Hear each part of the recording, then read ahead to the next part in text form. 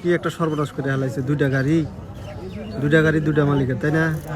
একেবারে অবস্থা খারাপ করে হেলাইছে। পোড়া দেওয়ার কি দরকার ছিল? চাষও তো করে না এই জমি। ওই সোনালিকা গাড়িটার অবস্থা আরো খারাপ করে হেলাইছে। নতুন গাড়ি,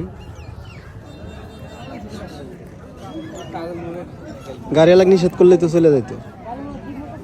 দুইটা গাড়ির মধ্যে আগুন ধরাই দিছে।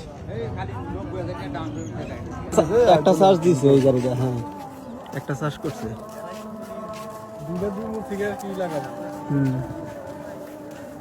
এটা তো নতুন গাড়ি সোনালিকাটা, একটা কিস্তিও দেয় নাই, কিস্তির গাড়ি 90,000 টাকা নিয়ে আসছে না। এটা তো নতুন প্যাকেট গাড়ি।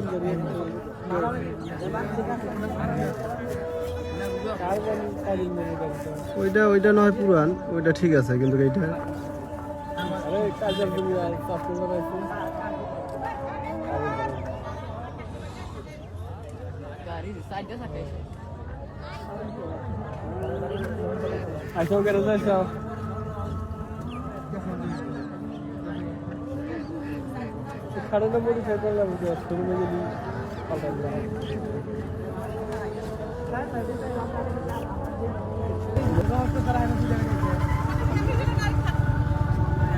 আরে গাড়ি দুইটা নয় 5টা লাগুক, সেটা তো বড় কথা না। বড় কথা হইলো যে পুরা দিল, তাই না ভাই?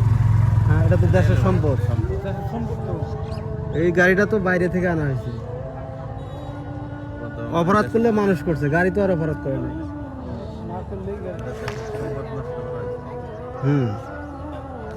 এত সুন্দর গাড়িটা একবারে পুরো ছাই করে ফেলেছে। নিষেধ করতো, অপরাধ করলে ড্রাইভার করছে বা গাড়ি মালিক করছে, গাড়ি তো আর অপরাধ করেনি। আইসারটারও ক্ষতি হয়েছে না? তবে সোনালিকাটা শেষ। একবারে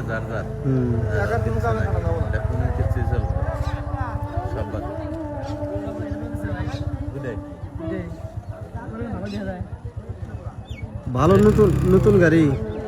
আপনারা কালকে থেকে একটা ভিডিও দেখতেছেন, দুইটা গাড়ি পোড়া দিছে, একটা হচ্ছে আইসার আর একটা হচ্ছে সোনালিকা। তো গাড়ি দুটা কোথাকার? এই গাড়ি দুটা হচ্ছে লালমনিরহাট হাতিবান্ধা উপজেলা তালেব মোড় বাজারের সাথে এবং তালেব মোড় ব্রিজের নিচেই আর কি এই ঘটনা।